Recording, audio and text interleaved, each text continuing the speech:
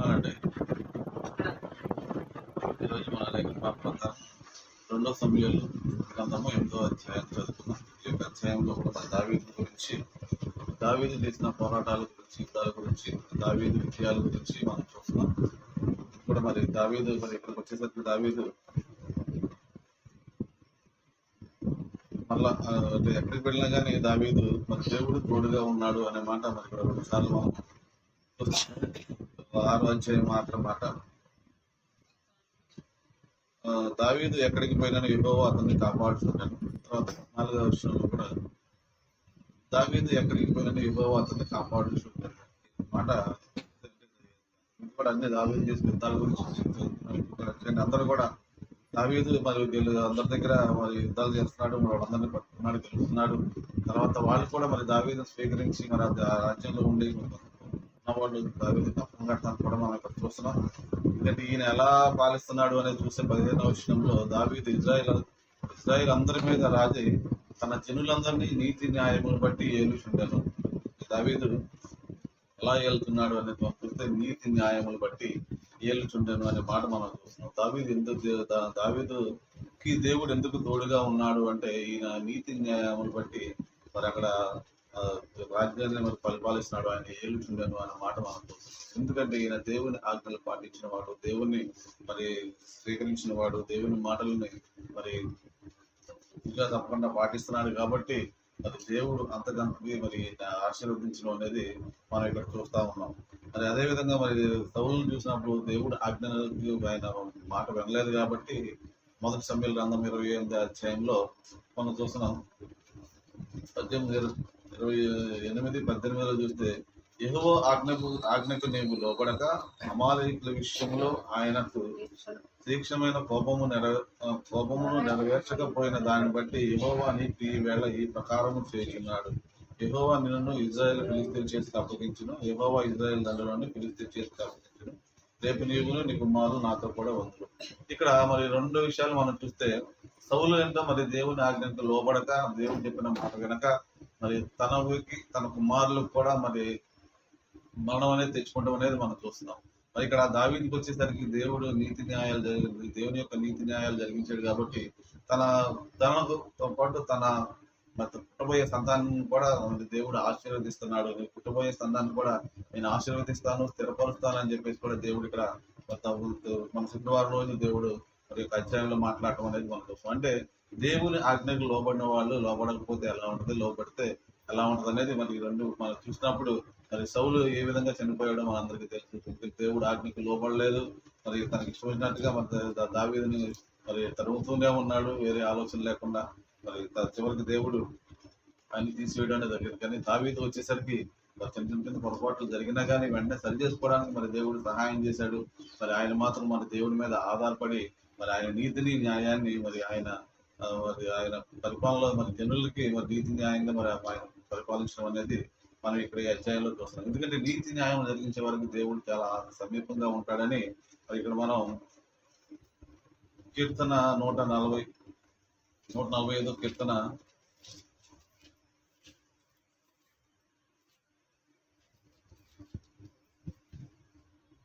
17వ వచనం చూస్తే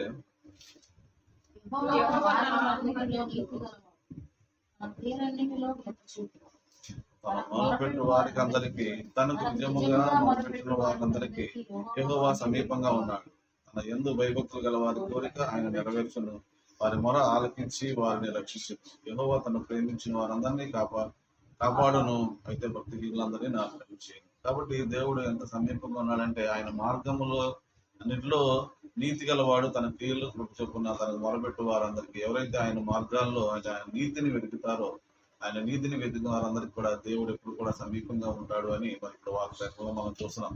అప్పుడు మరి అంటున్నాడు తనకు మొరబెట్టు వారందరికీ తనకు నిజముగా మొరబెట్టు వారందరికీ యెహోవా సమీపంగా ఉన్నాడు.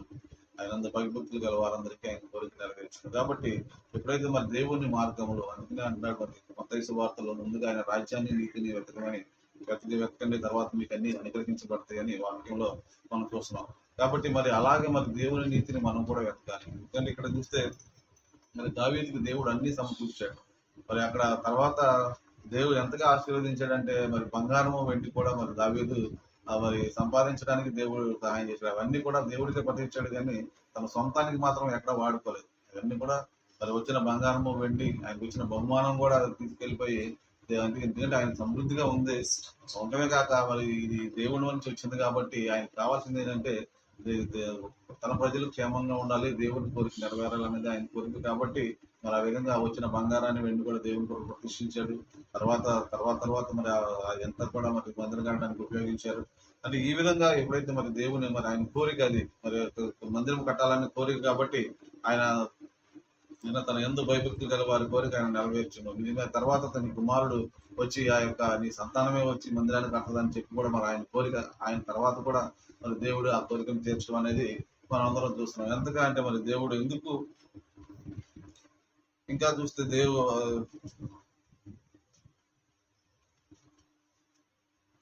119వ కీర్తన 137వ వచనం కూడా యెహోవా నీవు నీతిమంతుడవు, నీ న్యాయ విధులు యథార్థములు. అయితే దావీదు ఎక్కడికక్కడే ఆయన నీతిని న్యాయాన్ని ఎప్పుడు కూడా మనకి వెతుకుతానే ఉన్నాడు. ఎందుకంటే ఆయన నీతిమంతుడు, ఆయన నీతిని మరి వెతుకుతానే ఉన్నాడు. మళ్ళీ ఇక్కడ అంటాడు మరి అదే 119వ కీర్తన 27వ వచనంలో నీ ఉపదేశ మార్గము నాకు బోధపరచుము, నీ ఆశ్చర్య కార్యములు నేను ధ్యానించదను. అంటే ప్రతిరోజు మనం వింటానే ఉన్నాం ఉపదేశ మార్గములు, దేవుని మార్గాలు మనకు అన్ని తెలుసు. కానీ ఇక్కడ అన్నాడు నీ ఆశ్చర్య కార్యములు నేను ధ్యానించదను. దేవుడు చేసిన కార్యాలు ఆయన ధ్యానించగలుగుతున్నాడు. ఎందుకంటే దేవుడు నీ ఉపదేశ మార్గం నాకు బోధపరచుము అంటే బోధపరచుము అంటే బోధించుము కాదు, కానీ బోధపరచుము అంటే మనలో దేవుని మాటలు మన లోపల తీసుకోవాలండి. ఎందుకంటే చెప్పేసి వినటం వరకు కాదు, కానీ ఎందుకంటే అది మన హృదయంలో కూడా మనం గ్రహించుకునే వారిలాగా ఉంటేనే మనం దేవుడు చేసే ఆశ్చర్యకార్యం మనం గ్రహించగలుగుతాం. ఆ గ్రహించగలిగినప్పుడే మనం కూడా ఏం చేస్తామంటే దేవుణ్ణి మనం తెలుసుకోగలుగుతాం. ఎందుకంటే ఆయన నీతి ఎలా ఉంది, ఆయన ఎలా ఉన్నాడు అనేది మనం తెలుసుకోవాలంటే ఏం చేయాలంటే అక్కడ ఈయన అంటాడు నీ ఉపదేశ మార్గం నాకు దేవుడిని అడుగుతున్నాను, నీ ఉపదేశ మార్గం నాకు బోధపరచుము, నీ ఆశ్చర్యకార్యం నేను ధ్యానిస్తాను. కాబట్టి మనం కూడా అడగాలి ప్రభు నీ వాక్యాన్ని మరి నేను స్వీకరించడానికి నాకు దయచేయి అని అన్నాడు. 56వ వచనంలో కూడా అంటాడు గొప్ప మాట, నీ ఉపదేశమును అనుసరించి నడుచుకుంటున్నాను, ఇది నాకు వరముగా దయచేయబడి ఉన్నది. అంటే దావీదుకి దేవుని మాటలో అంగీకరించడం అనేది ఒక వరంగా దయచేయబడిందంట. అంటే ఇంత గొప్ప వరం అంటే మనం అందరం ఏ వరాలు అడుగుతాము, కానీ ఇక్కడ దావీదుకి ఇచ్చిన వరం ఏంటంటే దేవుని యొక్క మాటలు గ్రహించే శక్తిని దావీదుకి ఒక వరంగా దేవుడు ఇచ్చాడు. అంటే దేవుడు చెప్పే ప్రతి మాట కూడా ఆయన అనుసరించడానికి మరి ఆయన జీవితంలో మరి చూపించడానికి అడగడంలో చూపించడానికి నిజంగా మరి దేవుడు ఒక వరాన్ని మరి దేవుడు చెప్పే మాటని స్వీకరించడానికి ఆయనకు వరాన్ని మరి దేవుడు దయచేసినట్టుగా మనం తెలుస్తున్నాం. నిజంగా మరి ఇలాంటి వరము ఇలాంటిది మనం కూడా మన దేవుడిని అడగాలండి. ఎందుకంటే ఈ యొక్క ఉపదేశాలను మనం వింటమే కాదు, విని మనం ఆ యొక్క ఉపదేశాలు అనుసరించి నడుచుకోవడానికి ప్రభా నాకు కూడా ఈ యొక్క వరాన్ని దయచేయి. దావీదుకి ఇచ్చాడు కాబట్టి దావీదు ఈ రోజు నీతిమంతుడిగా నీతి న్యాయాలు జరిగిస్తున్నాడు, మరి తరతరాలకు ఆశీర్వాదకరంగా ఉన్నాడు. మనం కూడా మరి అలా ఉండాలంటే ఈ ఉపదేశాన్ని ఈ ఉపదేశాలు అనుసరించి నడుచుకోవడానికి నాకు కూడా ఈ వరాన్ని నాకు దయచేయి ప్రభు. ఎందుకంటే విన్న వాక్యం ప్రకారం నేను నడవాలి, విన్న వాక్యం ప్రకారం నా జీవితాన్ని మార్చుకోవాలి, విన్న వాక్యం ప్రకారం నేను ఉండాలనేది దేవుడు మనకి అది కూడా ఎందుకంటే దేవుడు గ్రహించే శక్తి ఇవ్వకపోతే మనం గ్రహించలేమంటే. కాబట్టి ఈయనకు దేవుడు ఆ యొక్క ఇది ఇచ్చాడు కాబట్టి ఆయన ద్వారంగా దయచేయబడ్డాడు కాబట్టి నిజంగా ఆ ఉపదేశాలన్నీ స్వీకరించాడు. వెంటనే తను ఎప్పుడు కూడా మరి చిన్న పొరపాటు జరిగినా కానీ దేవుడు ఏ విధంగా కాపాడాడో మనం చూస్తున్నాం. నాబాలు భార్య విషయంలో మరి ఎంతగా దేవుడు మరి అక్కడ కాపాడాడు. తర్వాత అమాలేకు తర్వాత ఫిలిస్తీన్ల మీద కొంచెం యుద్ధానికి వచ్చినప్పుడు మరి యుద్ధానికి వెళ్ళడానికి మరి ఫిలిస్తీన్ల రాజుతో కలిపి ఇజ్రాయెల్ మీద యుద్ధానికి వచ్చినప్పుడు దేవుడు ఆ సర్దారుల చేత మరి మాట్లాడి ఆయన రావటం మాకు ఇష్టం లేదు, ఆయన మళ్ళీ ఇజ్రాయెల్తో కలిపి మరి వాళ్ళ పక్షాన్ని మనతో యుద్ధం చేస్తాడని చెప్పేసి మరి వాళ్ళతో మాట్లాడినప్పుడు మళ్ళీ అక్కడ దేవుడు తప్పించినప్పుడు వెంటనే మరి దేవుడు ఒక చిన్న అంటే అక్కడ యుద్ధానికి వెళ్ళడం అనేది కరెక్ట్ కాదు. ఎందుకంటే సొంత ప్రజల మీదకి యుద్ధం వెళ్ళడం అనేది కరెక్ట్ కాదు. అందరూ కూడా సొంత రక్త సంబంధుల మీదకి మరి ఫిలిస్తీన్లు యుద్ధం కరెక్ట్ కాదు. కాబట్టి వెంటనే దేవుడు అక్కడ చిన్న మరి జడ్జివ్వడం అనేది జరిగింది. అమాలయకులు వచ్చేసి వీళ్ళందరినీ తీసుకెళ్లిపోయారు, మళ్ళా దేవుడి దగ్గర విచారణ చేసి తెచ్చుకోవడం. అంటే ఇవన్నీ కూడా ఒక పొరపాటు జరిగినా కానీ వెంటనే సరి చేసుకునే తత్వం మరి దావీదుకి మనకి మనలో చూస్తున్నాం. కాబట్టి మనం కూడా అంటే పొరపాట్లు జరుగుతా ఉంటాయి, జరగకుండా అయితే ఉండవు. కానీ దాని ప్రకారం మనం ఏంటంటే వెంటనే సరి చేసుకోవడానికి మనం ఇష్టపడాలి. పోయిన వారం చూస్తే మరి మందసాన్ని తీసుకొచ్చినప్పుడు కూడా 30,000 మందితో వెళ్ళిపోయి అక్కడ ఉంది మందసం తెచ్చుకుందామని వెళ్ళి తెచ్చుకున్నప్పుడు మరి వెంటనే మరి అక్కడ ఎడ్ల బండి కారు జారింది. వెంటనే వచ్చి చేయి పట్టి చనిపోయాడు. అంటే తీసుకొచ్చే పద్ధతి అది కాదు అని చెప్పాలి అంటే అంటే ఆ ప్రత్యేకతను మరి దావీదుకు తెలియజేయాలంటే మళ్ళా దేవుడు ఏం చేశాడంటే అక్కడ చిన్న మరి తెలియవడం అనేది జరిగింది. మళ్ళీ వెంటనే దేవుని దగ్గరికి వచ్చి విచారణ చేశాడు. ఎలా తీసుకురావాలంటే తర్వాత 3 నెలలు ఏదేదో ఇంట్లో పెడితే ఆయన ఆశీర్వదింపబడుతున్నాడు అని చూసి మళ్ళా దేవుని దగ్గర విచారణ చేస్తే అసలు ఎలా తీసుకురావాలి, అసలు కనీసం మోసే వాళ్ళకు కూడా ముట్టుకునే అవకాశం దేవుడు మందసాన్ని ఇవ్వలేదు అనేది మరి అక్కడ గ్రహించబడింది. యాజకులు కథ కూడా యాజకులే దోర్చాలంట. అంటే మోయడానికి మోసేవాడు ఉంటే మోయటమే, కాబట్టి ఎవరు కూడా ముట్టుకోవడానికి వీల్లేదు. కాబట్టి అంటే లేకపోతే ఎందుకంటే ప్రతి ఒక్కళ్ళు ఏమవుతుందంటే దేవుడు నాకు తర్వాత తెలియజేసిన మాట అంటే ఆ మందసాన్ని ఆయన కనుక ఆ విధంగా చనిపోకపోతే మందసాన్ని ప్రతి ఒక్కరు వచ్చి ముట్టుకునేవాళ్ళు. ఎందుకంటే ఏ అనారోగ్యం వచ్చినా ఏ ఇబ్బందులు వచ్చినా ఎత్తుకుపోయి ఆ మందసాన్ని ముట్టుకుంటే మనకి అంటే లోపలికి వెళ్ళడానికి అయితే అవకాశం లేదు. చుట్టుపక్కలే కదా ముట్టుకుంటే మనకి అనారోగ్యం పోతే మరి ఆరోగ్యం వచ్చేస్తుంది, లేకపోతే ఇబ్బందులు వచ్చి అంటే ఈ రోజుల్లో కూడా ఎందుకంటే అది ఒక మందస్థాన్ని కూడా విగ్రహం చేసేవాడు. ఆ విగ్రహం చేసినప్పుడు దేవుని ఆరాధించడం కంటే వెళ్ళి ఆ మందస్థాన్ని ముట్టుకోవడానికే జనాలు ఇంట్రెస్ట్ చూపించేవాడు. కాబట్టి దేవుడు అక్కడ ఆ మందస్థానికి అంత ప్రత్యేకత ఎందుకు ఇచ్చాడంటే దేవుడిని మనం ఆరాధించి మనం ఇది అవ్వాలి తప్ప ముట్టుకుంటే మాత్రం ఏం అవ్వదు అనేది మనం ఎందుకంటే చాలా చోట్ల ఇప్పటికీ జరుగుతూనే ఉంటాయి. వెళ్ళి విగ్రహాలను ముట్టుకుంటారు, ముట్టుకుని ఆ హృదయాన్ని కట్టుకుంటాం, కళ్ళకి అద్దుకుంటాం. ఇవన్నీ ఎందుకు అది ఇవన్నీ చేస్తా ఉన్నారు. ఎందుకంటే మేము కూడా చేసి వచ్చిన వాళ్ళమే. అక్కడికి వెళ్ళి గుడ్ ఫ్రైడే రోజు ఏదో స్లేవని అక్కడ పెట్టినప్పుడు వెళ్ళి కళ్ళకద్దుకుని ముద్దులు పెట్టుకుని, ఎందుకంటే ఏదో మా ఇదైపోద్ది అనేది ఒక ఫీలింగ్ లో ఉండి అలా పెట్టుకుని వచ్చిన వాళ్ళమే. ఎందుకంటే దేవుని ఆరాధించడం కంటే దానికి ఎక్కువ ఇంపార్టెన్స్. ఆ టయానికి వచ్చేవాళ్ళు జనాలు విపరీతంగా వచ్చేసి ఇప్పటికి జరుగుతూనే ఉంది. అప్పటికి కాదు, ఇప్పటికి జరుగుతూనే ఉంది. అంటే దేవుడు దానికి ఇష్టపడతలేదు. అంటే మందసాన్ని ముట్టుకుంటే ఎక్కడ స్వస్థత వచ్చేస్తుంది అంటే వెళ్ళి అందరూ ముట్టుకుంటారు, దేవుని ఆరాధించడం మానేసేవాడు. కాబట్టి ఇప్పుడు కూడా జరుగుతూనే ఉన్నాయి.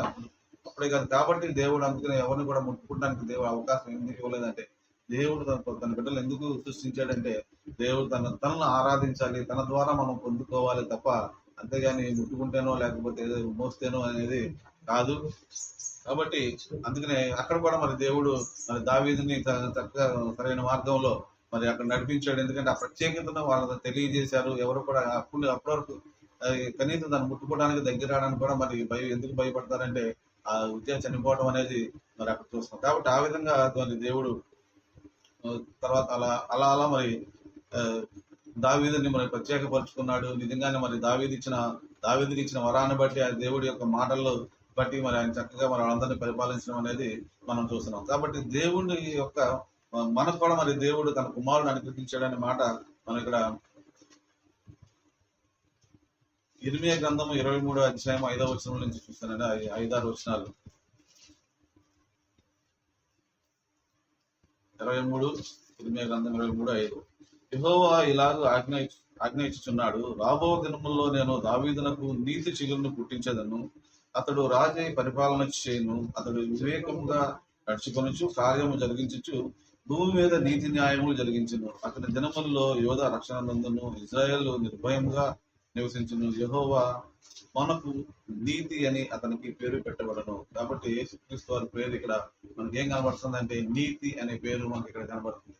కాబట్టి ఇప్పుడు మనం చేయాల్సిన పని ఏంటంటే యేసు ప్రభు వారిని మనం ఆయన్ని అంగీకరించిన గాక మరి ఆయన అనుసరించాలని మనం ఇక్కడ మనం చూస్తున్నాం. నీతి అనే పేరు ఆయనకు పెట్టబడి ఉన్నది. కాబట్టి మనం నీతిమంతులు దేని బట్టి నీతిమంతులు అవుతున్నామంటే మన ప్రభు అయిన యేసు. ఎందుకంటే ఆయన నీతిమంతుడు, నీతి న్యాయములు జరిగించేవాడు. కాబట్టి ఆ నీతిని బట్టి దేవుడు మనల్ని కూడా నీతిమంతులుగా తీర్చడానికి ఆయనకి పేరు మనల్ని ఆయన.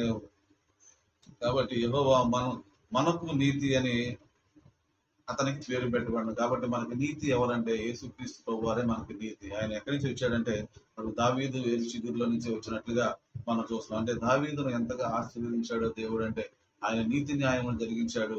తర్వాత ఆయన యొక్క వంశంలో నుంచే మనకి ఒక నీతి చిగురు పుట్టను. ఆయన నీతిమంతుడుగా ఈ లోకానికి వచ్చాడు అనేది మనం చూస్తాం. కాబట్టి యేసు ప్రభు వారిని మనం నీతిమంతుడుగా మనం మనం చూస్తున్నాం. కాబట్టి ఆయన నీతిని నెరవేర్చాలి అంటే ముందు ఆయన్ని మనం స్వీకరించాలండి. అసలు ఆయన నీతి ఏంటో మనం కనుక్కోవాలండి. ఆయన రాజ్యాన్ని మనం వెతకడం కాదు, ఆయన నీతిని కూడా మనం తెలుసుకోవాలి. ఎందుకంటే చిన్న చిన్న విషయాల్లో మనం తప్పిపోయే వాళ్ళంగా ఉంటాం.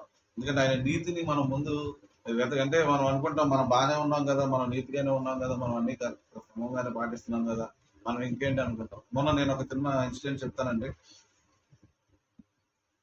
నేను ఒక చిన్న మొక్క పెట్టానండి. చిన్న మొక్క, అది ఎంత లేదు, ఇంత మొక్క. అది అది కొద్దిగా రెండు ఆకులు వచ్చిన తర్వాత కొంచెం పడిపోతుంటే దానికి తాడు కడదామని చూసి చుట్టుపక్కల ఎక్కడ తాడు కనపడలేదు.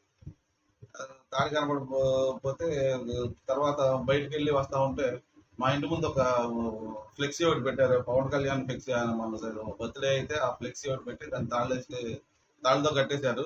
తర్వాత 2 రోజుల తర్వాత ఆ తాడు తీసేసి ఆ తాడు దాని మీద పెట్టారు, మళ్ళీ ఆ ఫ్లెక్సీ మీద పెట్టారు. నేను బయట నుంచి వస్తుంటే ఆ తాడు కనపడింది. ఈ తాడు ఖాళీగానే ఉంది కదా అని చెప్పేసి ఆ ఫ్లెక్సీకి ఉన్న తాడుని తీసి ఒక చిన్న మొక్క కట్ చేసి ఆ ఆ చెట్టుకి, ఆ మొక్కకి ఒక పుల్ల చూసి ఆ మొక్క కట్టాను. కట్టిన తర్వాత నాకు ఎప్పుడైతే ఆ తాడు పట్టుకుని లోపలికి వస్తున్నానో నా వెనకాల కూర్చున్నట్టుగా నాకు అనిపించింది. కూర్చున్నట్టుగా వెనక్కి తిరిగి ఆ చేయడానికి కుక్క ఎక్కడ కనపడలేదు, కానీ ఏదో ఒక అలా ఫీల్ అయ్యాను. తర్వాత తాడి కట్టేశాను. తాడి కట్టేసి రాత్రి పడుకున్నప్పుడు నాకు వచ్చిన కళ ఏంటంటే నేను ఇంకో పెళ్లి చేసుకున్నట్టు కళ వచ్చింది. ఇంకో పెళ్లి చేసినట్టు కళ వచ్చినప్పుడు పొద్దున్నే లేచి పెళ్లి చేసుకుంటామేంటి, ఇంకో పెళ్లి చేసుకుంటామేంటి అని అసలు ఓ ఆలోచన. ఎందుకు ఏంటి ఇలా కళ వచ్చింది అసలు కనీసం వాళ్ళ పిల్లల గురించి కూడా, అంటే ఏదో సోని గురించి ఏదో మాట్లాడుకుంటాం తప్ప ఏంటి ఇలా ఇలా ఇలా ఇలా ఏంటి అని అనుకుంటా ఉన్నప్పుడు, ఆలోచించినప్పుడు అప్పుడు ఆ తాడు కనపడుతుంది. వెళ్ళి ఆ చెట్టు కట్టేసిన తాడుని, ఆ మొక్కలు కట్టేసిన తాడు తీసి మళ్ళీ తీసుకెళ్ళి మళ్ళీ ఆ ఫ్లెక్సీ మీద వేసి వచ్చేసాను. అంటే చిన్న విషయం అండి అది. అంటే మరి నాకు అనిపించింది ఏంటంటే మరి ఆ పవన్ కళ్యాణ్ వాళ్ళు మరి 3 పెళ్ళిళ్ళు చేసుకున్నాడు కాబట్టి ఆ తాడు ఎప్పుడైతే కట్టానో వెంటనే ఏంటంటే ఆ స్పిరిట్ అనేది వెంటనే అది నా మీద రావడం అనేది అంటే జరిగింది. అంటే చిన్న విషయం, అంటే ఆయన నీతిని మనం ఎదగాలంటే చిన్న చిన్న విషయాలు కూడా మనం పొరపాట్లు చేయకూడదు. చిన్న తాడు మొక్క ఇంత మొక్క ఆయన తీసుకొచ్చింది. ఆ చెట్టు కూడా, ఆ మొక్క కూడా ఇంత మొక్కే. కానీ దేవుడు అంటే ఎంతగా మనల్ని చూస్తున్నాడు, చిన్న విషయాల్లో కూడా దేవుడు మనల్ని ఎంతగా పట్టించుకుంటున్నాడు అనేది మనం, అంటే ఆయన నీతిని మనం వెతకాలి అంటే మనం అనుకుంటాం మనం చేసే పనులు బట్టి మనం గొప్పలు అనుకుంటాం, కానీ ఇలాంటి కార్యాలు నిజంగా మనకు తెలుస్తున్నప్పుడు అసలు ఆయన నీతిని మనం ఎలా కనుగొనగలుగుతాం? అసలు నిజంగా ఇంత చిన్న విషయాల్లోనే మనకు తెలియకుండా తాడే కదా ఊరికే అనుకున్నాం, కానీ దాన్ని బట్టి దేవుడు మరి ఎంతగా బాధపడ్డాడు వెంటనే, అంటే ఆ స్పిరిట్ ఎంతగా ఎంత పనిచేసింది అన్నది ఒకసారి, అంటే చిన్న విషయాల్లో కూడా మనం చేసే, అంటే మనం కొన్నిసార్లు మాటలు ఏకీభవిస్తాం, కొన్నిసార్లు చిన్న చిన్న అవసరాలతో మాటలు ఏకీపిస్తాం, వాళ్ళతో పాటు మరి చిన్న చిన్నవి అనమాట. ఇవన్నీ కూడా మనం సరి చేసుకోవాల్సింది. ఎందుకంటే దావీదు ఇంత చిన్న విషయాలు కూడా చాలా, అందుకనే ఆయన ఉపదేశం అనేది ఒక వరంగా ఇవ్వబడిందంట ఆయన నడుచుకోవడానికి. నిజంగా అలాంటి ధన్యత మరి మనం కూడా ఎప్పుడైతే మనం కోరుకుంటామో, ఎప్పుడైతే దేవుడిని అడుగుతామో, నిజమే ప్రభువా దావీదు నీతి న్యాయాలు బట్టి ఏలాడు అంటే నిజంగా ఆ ఉపదేశాలు ఆయనకు వరంగా ఇవ్వబడింది కాబట్టి దేవుడు చెప్పే ప్రతి మాట ఆయన తీసుకోగలుగుతున్నాడు కాబట్టి మరి ఆయన నిజంగా అలా నిలవగలిగాడు. కానీ మనం కూడా మరి అలా నిలవగలగాలంటే నిజంగా మరి అలాంటి గొప్ప వరాన్ని మనం రకరకాల వరాలు అడుగుతుంటాం. నాకు అది కావాలి, ఇది కావాలి, స్వస్థత కావాలి, లేకపోతే కుటుంబంలో, అంటే మనం అడిగేది వేరుగా ఉంటాయి, కానీ దావీదు అడిగే మరి ఆ వరం మరి డిఫరెంట్ గా ఉంది. కాబట్టి మనం ఎందుకంటే ఎప్పుడైతే దేవుడు మాటలు మనలోకి వెళ్తే మన జీవితాలు కూడా మారిపోతాయండి. మనం కూడా ఎలా ఉంటామంటే దావీదులాగా, అంటే దేవుడు ఇది మాట చెప్పాడు కాబట్టి ఆ మాట మీద మనం నిలబడగలుగుతాం. అంటే అటు ఇటు తప్పుకోకుండా దేవుడు మనల్ని నిలబెడతాడు. దావీదును మరి దావీదు అంతగా దేవుడు కాపాడుతానే వచ్చాడు. తప్పు చేసినా కానీ దేవుడు సరి చేసుకుంటూ వచ్చాడు. కాబట్టి మనల్ని కూడా మరి ఆ విధంగా సరి చేయడానికి దేవుడు ఇష్టపడతాడు. మనం కూడా ఆయన మాట వింటే మనం కూడా సరి చేయబడతాము.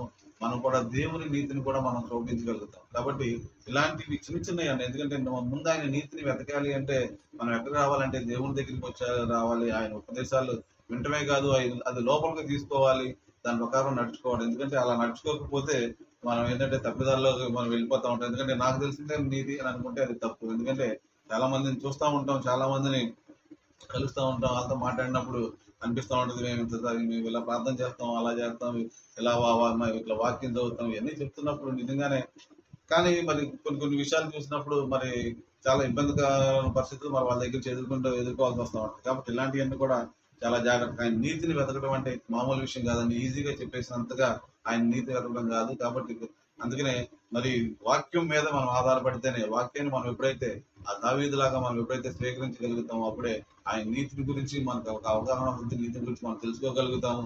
దాని ప్రకారం మనం జీవిస్తాం. కాబట్టి మనకు తెలిసింది, ఎందుకంటే వాక్యం విన్న తర్వాత కూడా, అందుకే చెప్తాం, వాక్యం విన్న తర్వాత కూడా ఏది కరెక్ట్ ఏది తప్పు అనేది కూడా మనం విచారణ చేయాలి.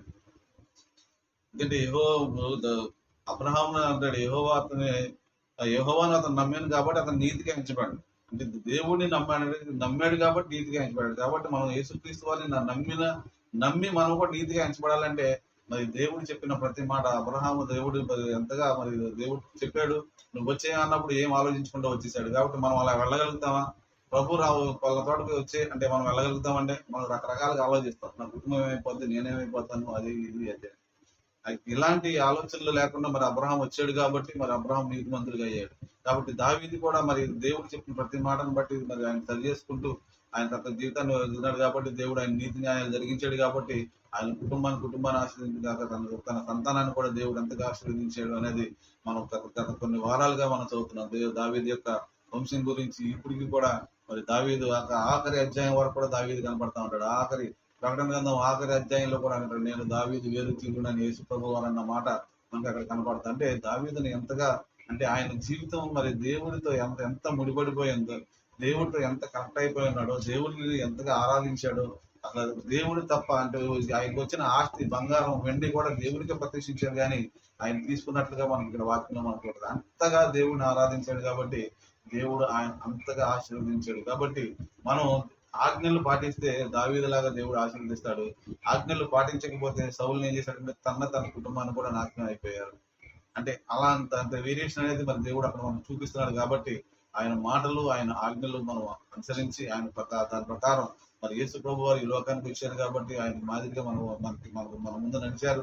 మరి ఆయన ప్రకారం మనం నడగలిగినప్పుడు ఆయన మాటలు మనం విని ఆయనతో పాటు ఆయన యొక్క జీవితాన్ని మనం మరి అర్థం చేసుకుంటమే కాదు, మనం కూడా ఆయన వెతకాలండి. ప్రభువుని మనం వెతికి మరి ఆయన మాటలు మనం వినబడేలాగా, ఆయన మనం నడిపించేలాగా మన జీవితాల్లో ఆయన పూర్తిగా అంకితం చేసినప్పుడు తప్పకుండా మరి దేవుడు కూడా మనల్ని ఆశీర్వదిస్తాడు. ఎందుకంటే మనం చేసే పనులు కూడా దేవునికి అంగీకారమా లేదా అనేది కూడా మనం చూసుకోవాలి. చాలా మంది అన్నదానం అనగానే డబ్బులు ఇచ్చేస్తారు, లేకపోతే ఇంకా చర్చిలో ఫంక్షన్స్ అనగానే డబ్బులు ఇచ్చేస్తారు, లేకపోతే ఇంకెక్కడైనా అంటే ఏంటంటే ఇది ఇచ్చేస్తే ఆశీర్వాదం అనుకుంటారు. కానీ చేయాల్సిన పనులు అసలు ఏంటి, ముందు వాక్యాన్ని నమ్మితే దాని ప్రకారం మనం వెళ్ళాలి.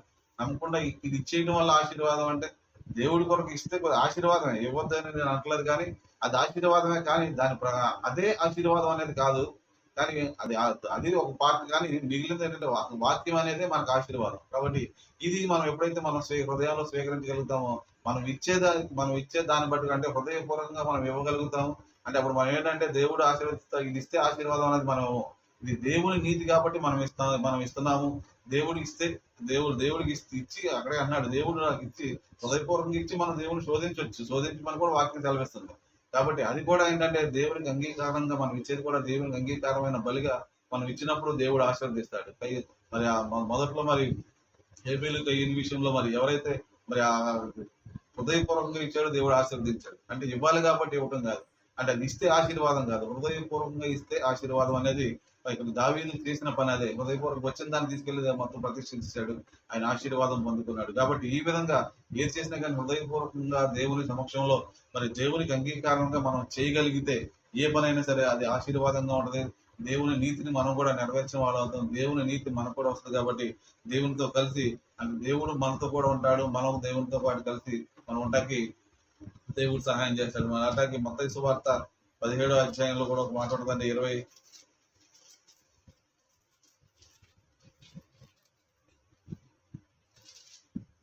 యోహాను సువార్త 18:25 వచ్చిన చూస్తే నీతి స్వరూపుడకు యోహాను సువార్త 17 25 వచ్చిన వాడిని తండ్రి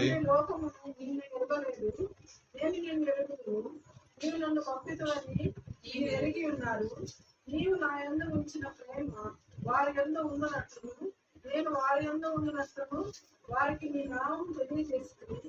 ఇంకనూ ఇంకా తెలియజేసేదని చెప్పాను. కాబట్టి దేవుడు ఇంకా ఆయన నామాన్ని తెలియజేస్తూనే ఉన్నాడండి. తెలియజేస్తూనే ఉన్నాడు. కాబట్టి ఆయన తండ్రి ప్రేమను ఆయన ఎలా అయితే పొందుకున్నాడో అదే ప్రేమ మనకు పంచడానికి ఈ లోకానికి వచ్చాడు. ఈ లోకానికి వచ్చి ఆయన ప్రేమను పంచాడు. ఆ ప్రేమను బట్టి ఈ రోజు అది అంటాడు, ఇంకా తెలియజేసేదని ఇంకనూ తెలియజేసేదను. కాబట్టి ఈ భూమి ఉన్నంత వరకు దేవుడు తన ప్రేమను ప్రకటిస్తానే ఉన్నాడు. ఇంకా దేవుడు తెలియని వాళ్ళు ఉన్నారు, తెలిసినా కానీ ప్రేమించలేని ఉన్నారు.